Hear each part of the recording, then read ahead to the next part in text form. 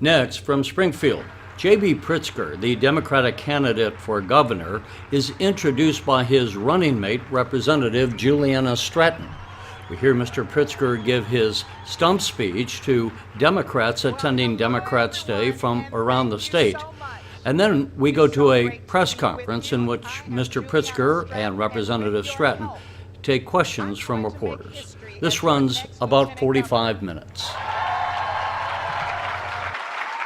As JB and I travel this state, from Carbondale to Chicago, from Rock Island to Lansing, we see the same thing time and time again. Democrats are activated. Democrats are volunteering and canvassing. Democrats are speaking out on the issues that matter. Democrats are fired up. Across our state, in rooms just like this, Democrats, like all of you, are showing up and demanding to be heard. You're demonstrating something that I've seen proven true over and over again in spaces just like this all across our state. And that is that here in Illinois, the wisdom is in the room. You have the creativity. You have the ideas. You have the solutions for our state. They are found right here in rooms just like this. I've seen it in social service agencies and community centers, on campuses and in our classrooms, in places of worship and in small businesses and union halls. All we need to do is listen. We need to lift up your voices. We need to come together as a party and as a state and move forward together. Bruce Rauner has failed our state, and there are many reasons why, but first and foremost, he didn't listen. A governor who listens to children and families wouldn't be trying to slash education and child care. A governor who listens to seniors and people with disabilities wouldn't be attacking the very services that they need to thrive. A governor who listens to women wouldn't be standing on the sidelines as our rights are under attack. And a governor who listens to our communities, and I mean all of our communities, wouldn't be leaving so many behind. Now, my time in Springfield as a legislator has quickly shown me the terrible consequences of a chief executive who refuses to listen to the wisdom in this state. And that's why I'm so proud to be in this race with J.B. Pritzker. See, Bruce Rauner has tried to divide us. He has tried to pit communities against each other, one part of the state against another part of the state. And he has tried to stoke the flames of division and fear. But you know what? He failed at that too. Because instead of dividing us, he has united us, and we are undeterred in this fight for what we believe in. Now, I know everyone in this room already knows this, but we cannot afford another 4 years of Bruce Rauner and his failed leadership. The choice could not be any clearer in this election. The stakes could not be any higher. And it's time to show them that we are ready for the fight and we are ready to win.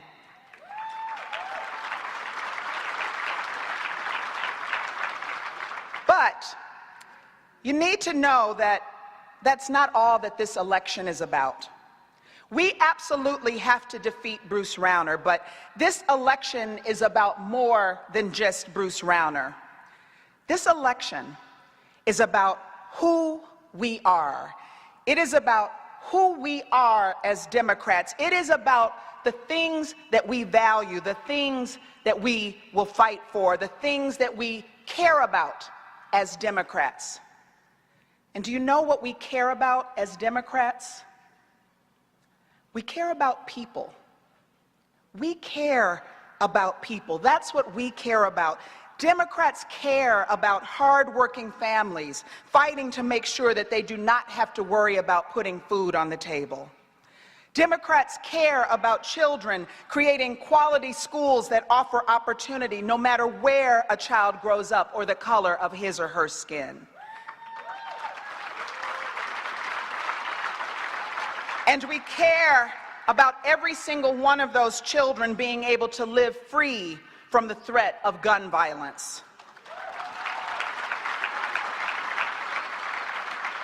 Democrats care about union workers, making sure that a hard day's work earns a fair day's pay.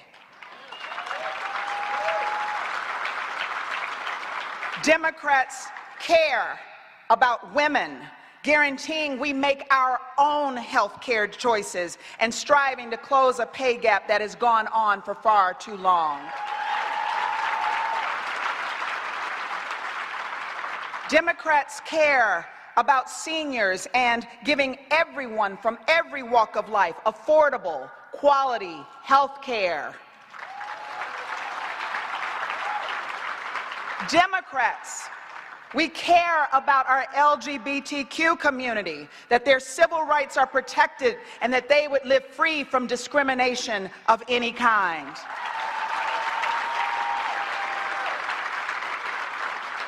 Democrats care about our immigrant community, and we are committed to Illinois staying a welcoming state. And while we have not always gotten it right, and while there is so much more that we can and must do, Democrats care about people of color and being inclusive. But that care cannot just be about earning our vote to win elections. It means that we have to demonstrate after winning the elections by investing in black and brown communities that have been left behind for far too long. Communities which have made it abundantly clear that if we really want to be our best as a party, that we no longer want policy to be made for us, we want policy to be made with us and by us.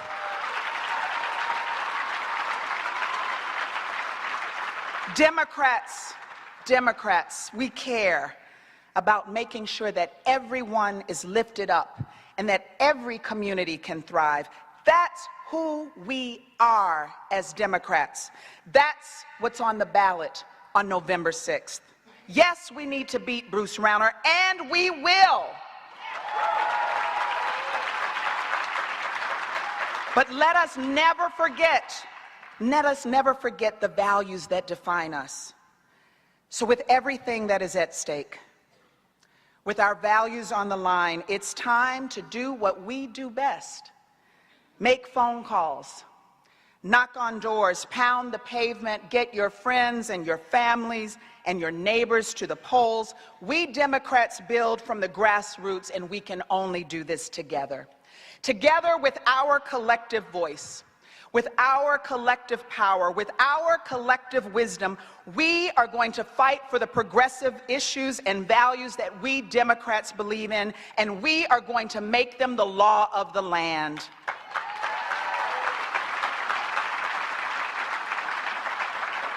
And we're not just going to take over a few executive offices. No, we are going to see Democrats win up and down this ticket.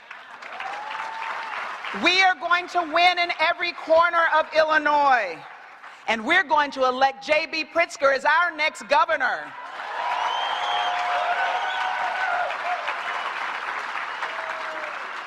Let me tell you, from the very first time that I met J.B., I saw his strength, his passion for bringing people together, and his ability to get big things done. I saw someone who really listens, who truly seeks to understand, and J.B. sees me as a partner in the fight for the fundamental democratic values that we all care about. And he sees everyone from every community as someone who's worth fighting for. So now, I have the distinct honor of introducing to you the next governor of the state of Illinois, J.B. Pritzker.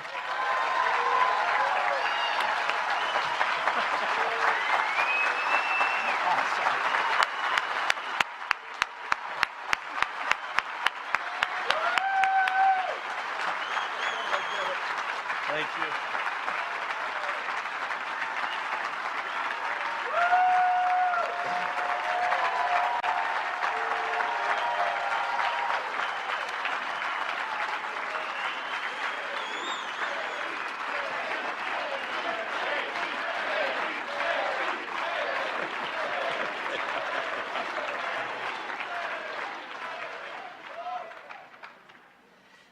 Thank you so much, Juliana. Thank you very much. Ladies and gentlemen, you can see why Juliana will make history when we win, because she's going to be the best lieutenant governor this state has ever had. And congratulations to Barbara Flynn Curry, and thank you. Thank you for your service to this party, to this state, and to this nation. Thank you, Barbara.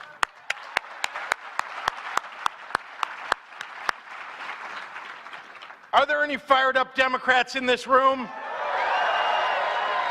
Say it loud enough so they can hear you at the governor's mansion. Well, I'm J.B. Pritzker, and I'm the Democrat that's going to beat Bruce Rauner.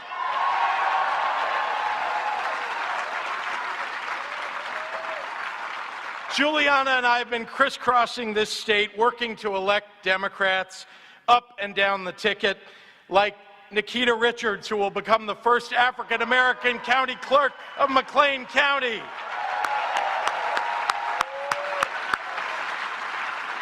Like electing Brendan Kelly to Congress, who's going to turn Southern Illinois from red to blue.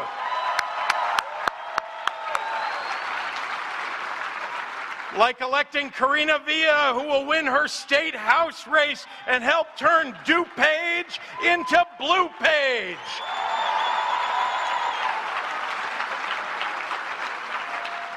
Over the next 82 days, we have to work our hearts out, getting every Democrat out to the polls and invite independents and Republicans to join us in the battle to retake our state and our nation from an unhinged governor and his pals in the White House. Now, a century ago, a black woman named Ida B. Wells rose to the front lines of the movement for civil rights and became a force in fighting the injustices of her time. Wells wrote, "The way to right wrongs is to turn the light of truth upon them." Her words have never been more important than they are today. As Illinois Democrats, we believe in shining the light of truth upon the wrongs of the world and working to set them right.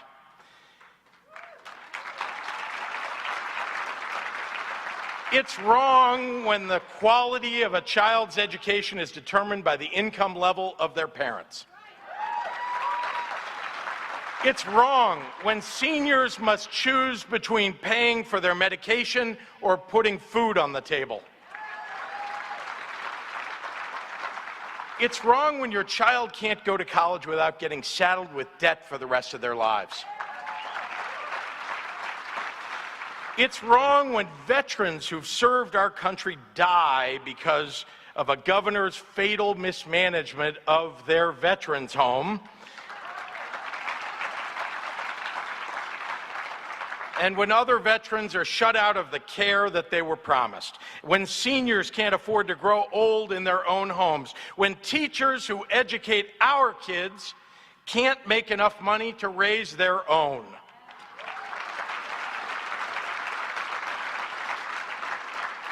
It's wrong when a governor refuses to address or give voice to the challenges that are faced by people all across the state of Illinois. But when he does speak up, it's not to stand up to Donald Trump when he's taking away 1 million people's health care in our state or equating white supremacists with civil rights marchers. No, when Bruce Rauner speaks up, it's an attack on the people of Illinois. Bruce Rauner called teachers virtually illiterate and school principals managerially incompetent. Well, let me tell you who's managerially incompetent. It's a governor who can't pass a budget and wasted $1 billion of your taxpayer dollars. Then Bruce Rauner told everyone that state workers are the problem. He told us that they're the reason that government's so expensive. To be honest, there's only one state worker that's too expensive for Illinois, and it's Bruce Rauner. Bruce Rauner told us that he's pro-worker. And then he spent 4 years attacking working families and labor unions with his right to work for less money campaign. That's right. Rauner even went to a Chicago radio station, and when asked about one of the biggest cities in central Illinois, he said, well, there's not much of a workforce there. Not much of a workforce? Tell that to the young entrepreneurs and engineers working at Enterprise Works Incubator in Champaign, that they don't have much of a workforce.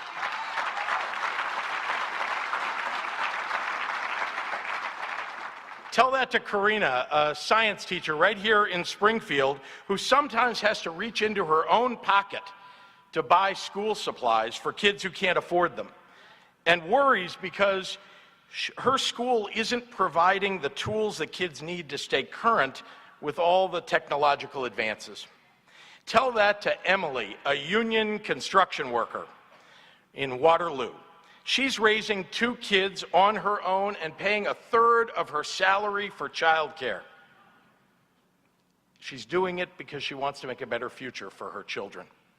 These workers are dedicated. They're amazing. They've suffered setbacks and they persevere nonetheless and push forward.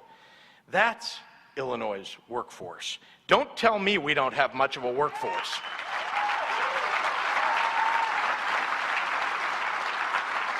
Now, I don't know if you heard, but Rauner said that he plans to move to Italy if he loses in November. So after 4 years of failure, after 4 years of maligning and attacking the very people who make this state great, I have just one thing to say to this governor. Ciao, Bruce.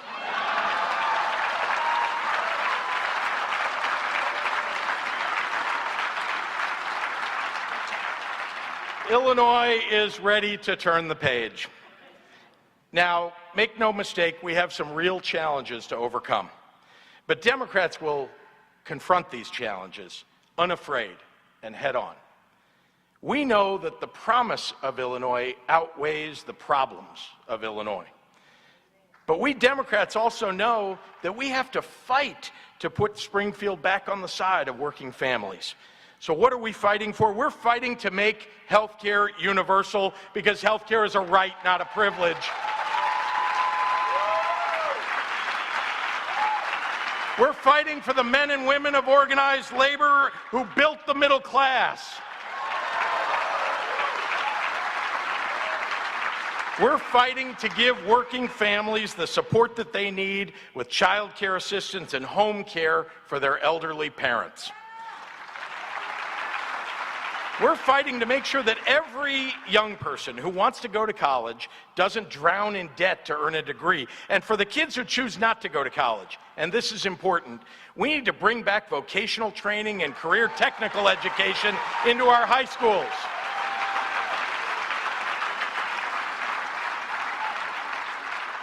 We Democrats are fighting to guarantee that every child in Illinois gets a quality education, no matter the color of their skin, the income level of their parents, or the zip code that they live in.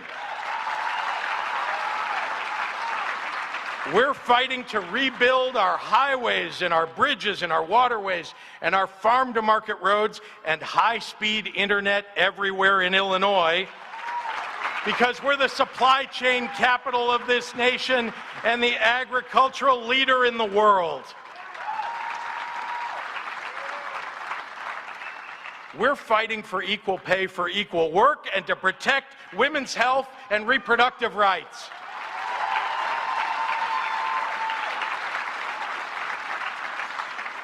We're fighting to protect families in Illinois from a White House and a Congress that seems hell-bent on separating immigrant parents and children and undermining civil rights and social justice at every turn.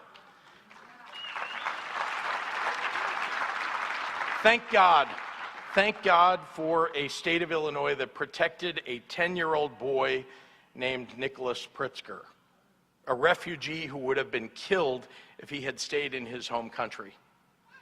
He arrived in Illinois without a penny to his name. It was a social service agency that gave him a place to live.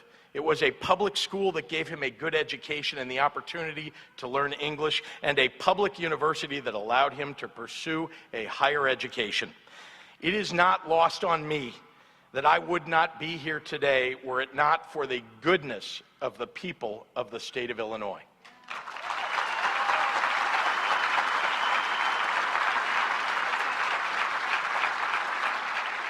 That goodness is reflected in each of you in this room who is ready to shine a light on the wrongs in this state and make them right. Democrats here today and across Illinois are organizing and protesting and marching and leading. You're putting everything you've got on the line this year so that we can make real, meaningful change. 2018 is the most important election of our lifetimes because everything we care about is under siege. With less than 3 months to go, we are in the final stretch.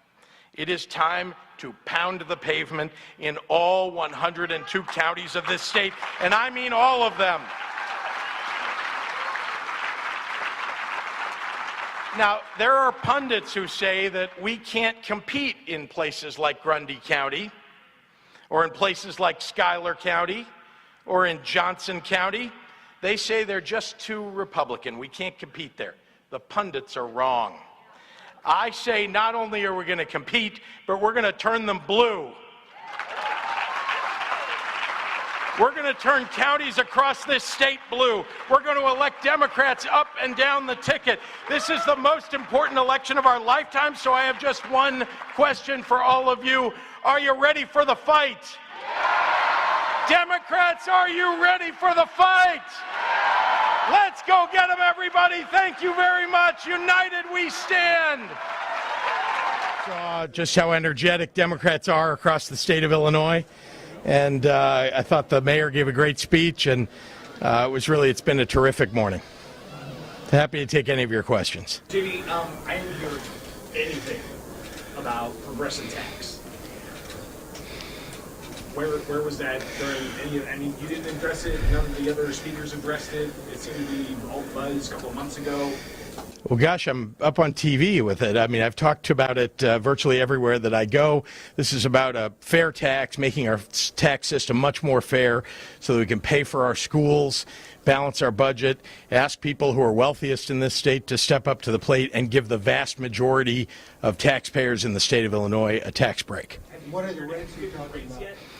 Well, there are basic principles that I've put forward for a fair tax system, and it's, again, making sure that the wealthiest in our state pay a higher rate, that we lower taxes on the vast majority of people, that we lower property taxes, change the way we fund schools, because it's unfair, as you know, that the vast majority of funding for our local schools are paid for by local property taxes. That means we've got an incredibly regressive system of taxation to pay for something that I think we all should want paid for in a more fair fashion. Mr. Pritzker, this event is obviously chaired by the leader of the Democratic Party of Illinois. We saw Illinois House Speaker Michael Madigan. But you're investing a lot in this blue wave, and you've talked about wanting to put money in infrastructure for the party.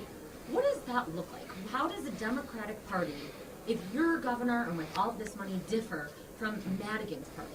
And what essentially has he done wrong in not investing in things that you say have to be invested in this time, right? Well, this is about what we ought to be doing right in the Democratic Party, and that's making sure that we're competing for voters all across this state in every single county. You heard me say it today, Schuyler County, Grundy County, Johnson County. These are areas that are traditionally, people call them red counties.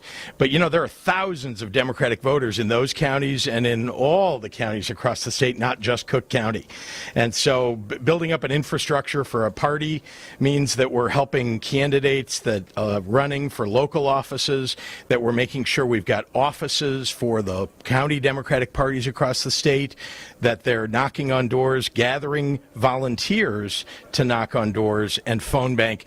We proved in the primary, we knocked on 680,000 doors during the Democratic primary, just our campaign, and 2.4 million phone calls were made, volunteer phone calls to voters, and we're going to double up on that in the general election. Has the Speaker failed in that regard, though? Focused, for example, too much just on Illinois House candidates and not on other Democrats running for other offices? Has that been a failure? What I would tell you is that the Democratic Party is for everyone in the state, no matter where they live, and for every office that Democrats can run for. And we're training candidates. You know, I've been so impressed with what Sherry Bustos has done. She's got a Build the Bench program, making sure that we're actually reviving parties across the state where people have felt like, gee, Republicans are the only thing going in a particular county. You saw that I think we're going to, for the first time in 40 years, we're going to elect a county clerk in McLean County, Nikita Richards. So we've got a lot of opportunity, and that's really what building this infrastructure is all about. How is competing in those traditionally red counties been impacted by the governor's rhetoric of basically Chicago versus the rest of the state? How is that playing out as you and other Democrats oppose there? Well, it's not working for the governor, dividing the state. In fact, he's so divisive that he's divided his own party. The truth is that Democrats are united. The state is united. People feel like this is one Illinois, and you need a governor, I think, who is extolling the virtues of that unity across the state. This isn't about Chicago versus Cairo. This is really about putting together the state of Illinois, fighting for the things that make this state truly a great state. Think about agriculture, think about infrastructure, think about technology. Those are all things that are prosperous in various parts of the state. You need a governor who's advocating for all of those. Maybe yesterday, there are a lot of speakers at the Republican Day. They were attacking your character, you inherited your wealth, you planned 95% of it or whatever offshore Bahamas. You're a tax cheat with the toilets, and wants to tax everybody more. How do you respond to that character thing? It sounds like that's going to be what we hear a lot of between now and then, and are they right or wrong? The attacks coming from the Republican Party are all that they've got. They unfortunately have run so badly this state over the last 3.5 years that the only way they think they can win elections in 2018 is by tearing down the other party. The fact is that we're a party that stands up for working families. The fact is that I'm a candidate that's fighting for principles, preserving a woman's right to choose, making sure that we are ending or diminishing gun violence across the state of Illinois, and that we're raising wages and creating jobs, and of course that we're expanding health care in the state. And those are all things that I've been talking about. I think it's disgusting when the Republican Party resorts to personal attacks on people, whether it's me or anybody else. For Mr. Pritzker or Rep. Stratton, do you agree with the mayor of Chicago that there are values missing in South Side and West Side communities in Chicago plagued by gang violence? And do you agree with Mayor Rahm Emanuel that there are not two Chicagos? I think we have families all around our great state that are doing the very best that they can to raise their families and support their families. And one of the reasons that JB and I are in this race is because we recognize that over the last 3.5 years, including 2 of those years without a budget, almost 800 days, that there are a lot of resources that need to be in communities. This morning we talked about the need to invest in our communities and to make sure that communities are strong and thriving, making sure there are job opportunities for parents and quality education for all of our children. And those are the kinds of things that are going to help our communities thrive. Mr. Pritzker, if voters believe that Bruce Rauner has starved the state, has hurt social services, has held the budget process hostage, why should voters believe that you won't just jack up taxes and with majorities in the legislature start a bunch of new programs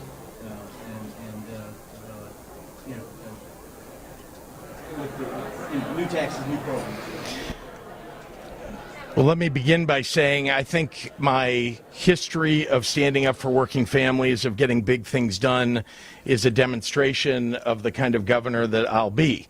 You know that I'm a businessman. I'm somebody who has created a lot of jobs. I'm somebody who's also helped to create, in fact, I founded the #1 business incubator in the entire world. It's here in Illinois, that's created more than 7,000 jobs and hundreds of companies. I'm proud to have been engaged in that. I, of course, was the leader of the effort to build the Illinois Holocaust Museum, which teaches more than 60,000 kids to fight bigotry and hatred and intolerance across the state of Illinois. And I'm proud of that work. I ran the Illinois Human Rights Commission fighting discrimination in the state. Those are demonstrations, all of those, of the kind of values that I represent as a candidate, as a person. And you know that I put forward my plans. I've been very clear about what it is that I believe we need to do in this state to move forward.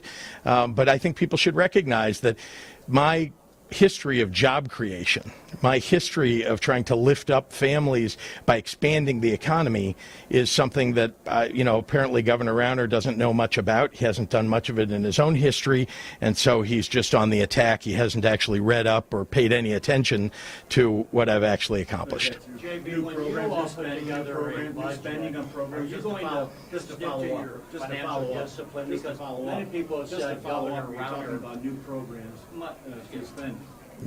I'll just quickly answer this. No, look, I haven't proposed a lot of new programs. What I've proposed here is that we should reverse the damage that Bruce Rauner has done to the state by virtue of having had no budget for 2 years and then vetoing a third year's budget. Remember that we're $11 billion further in debt in this state as a result of his intransigence and his unwillingness to compromise. I think I've demonstrated over many years that I've been willing to work with people to get big things done. I'm going to do that. I'm going to sit down with principals.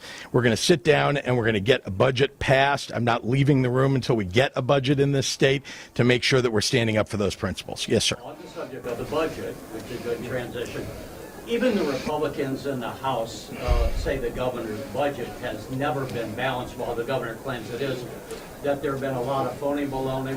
We're again selling the Thompson Center and taking credit for that. You know, Bruce Rauner claimed $2 billion of pension savings in his first year, which it's ridiculous to me. Are you going to commit yourself to saying, I'm going to be the businessman who actually goes by real numbers and will really balance this budget, and that the state will live within its means so that we don't continue to run up the deficit, since the state by Constitution is supposed to be having a balanced budget? I am committed to getting a balanced budget for this state, and as I say, I won't leave the room with the leaders or the other legislators until we actually get one. We've got to do away with any of the extraneous items that people are taking credit for in a budget that have led to a structural deficit in the state of Illinois. Remember that in his fourth year in office, this governor proposed what he called a balanced budget, but you know how he was balancing it? He actually wanted to push down $1 billion of expenditures down to cities and counties, which would raise property taxes by $1 billion across the state. That's unconscionable, particularly in a state where property taxes are too high. We need to actually lower property taxes. And again, I put forward a real plan to do that. Thumbtack yesterday released, this week sometime, released a new report. They do this every year or so. And essentially they put Illinois at the bottom of the list for small business friendly list. I think 2 years ago it was like 48 or 49, and now we're 50th with an F grade. Specifically, what do you think the state needs to do to make it friendly for job creators and to grow the economy and hopefully reverse the trend of outbound migration? Well, I put forward a real plan for focusing on building small businesses across the state of Illinois at the very beginning of my campaign. In fact, I'm proud of that. I believe that we need to make capital more accessible, particularly in communities where it hasn't been. Banks don't lend to startup businesses, and they really haven't been lending to small businesses either. We need to have a state small business loan fund. We need to have technical assistance, mentorship. Those are all things that we worked on in the entrepreneurial endeavor that I led in the city of Chicago. It's something we can do across the state of Illinois. This governor doesn't seem to understand how you create jobs. In fact, he badmouths the state every day. And he badmouths the state also by inviting governors from surrounding states to be on TV, badmouthing the state of Illinois. That's not helpful if you're trying to attract big businesses to the state or encourage small business people to create jobs. And 2/3 of all the jobs that get created in our state are created by startup businesses and small businesses. I want to help 1,000 flowers bloom across our state. The 1871 that you did in Chicago, that's been a big success. What about starting another entrepreneurial center downstate? I mean, there's so much wealth, not just dollar wealth in Chicago, but intellectual wealth and resources that are often lacking downstate. Do you have any ideas? Look, there's a ton of intellectual capital all across the state of Illinois, not just in Cook County or in Chicago. And in fact, the work that I did to build 1871 is work that I will continue to do to build nonprofit small business incubators across the state. We have some great ones now. You know, there's Enterprise Works. I mentioned that today at Champaign. There is one at SIU Carbondale and SIU Edwardsville, too. But we need to focus on small business creation in all of those communities. It's one of the things that universities are a great hub for. It's one of the things that made 1871 successful was that universities got involved in it.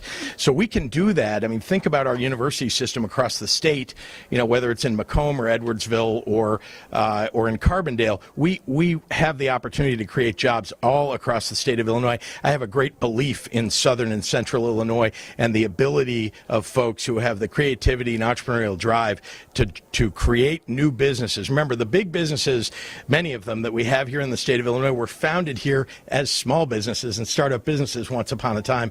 We can do that again in the state. There's an airplane flying around outside with a banner that says Pritzker loves Madigan. When you're competing in these downstate areas, how do you separate yourself from the financial woes that occurred on Madigan's watch prior to anything that happened with the governor and not having a budget? How do you differentiate yourself on that topic? Well, I've been an independent leader my whole life. I founded 1871, led the building of the Illinois Holocaust Museum. I helped to support the Center on Wrongful Convictions that fights injustices in our criminal justice system. You can go down the list of all of these things. These are all things that I led and brought people together to accomplish. And when I go to Springfield, I'm not going to stop being an independent leader. I'm going to continue to do that. And look, I think you want somebody who's willing to work with whoever the leaders are on either side of the aisle to get things done. I intend to reach across the aisle. In fact, I think it's time that we got back to a day in Illinois when Republicans and Democrats actually talk to one another and work together, and that's the kind of governor that I'll be. I'm just let this young lady who's not being heard. The governor keeps saying Sam McCann is a Democratic plan. What do you think of Sam McCann's candidacy? Do you welcome him, possibly splitting the Republican vote? Well, I think it's evidence, of course, of the failure of the governor to unify his own party. It's clear that the fact that there is another candidate who was a Republican who decided to run independently is part of what is the failure of this governor across 3.5 years. I think people just don't have any faith in him. And particularly people in his own party. So I think that's what the evidence is about Sam McCann running. Maybe on the graduated tax, everyone asks, what are the brackets? What are the brackets? Why have you not answered that question? Well, ultimately, we're going to have to negotiate with the legislature and both sides of the aisle because we really need the input of everybody in the legislature in order to pass a constitutional amendment. And so we're going to do that. We're going to make sure that we're working with the legislature on what those rates will be. But it ultimately comes down to trying to balance the budget, figure out where we can find efficiencies in government, too. So it's not just about, revenue. It's also about finding expenditures that we can reduce in government, because it is critically important that we balance the budget of the state and pay our bills. The governor's entire campaign is written down somewhere what the budget's going to look like, what Illinois' revenue is going to look like, and how to make it all work. I can't believe it's more than just a whisper. Oh, no, I think there are 34 states in the United States that have a fair tax system. The vast majority of states that have an income tax system have a fair tax system. So does the federal government. We're just moving to a system that, frankly, is more modern than the one that we've got today and less regressive. Today, the tax burden on people in the bottom 20% of taxpayers is much higher than the tax burden on the people who are in the top 1% of taxpayers. That's just not right. We need to make it fairer. That's what the fair tax system is all about. This all about Sorry. Mike Madigan. Everything is tied to Mike Madigan as though Mike Madigan was the devil of the state of Illinois. Is Mike Madigan a drag to the Democratic Party? Look, I think everybody's running their own campaigns. You know, I've been very clear about the kind of campaign that I'm running. You've seen how I've operated trying to build up the resources of the Democratic Party across the state.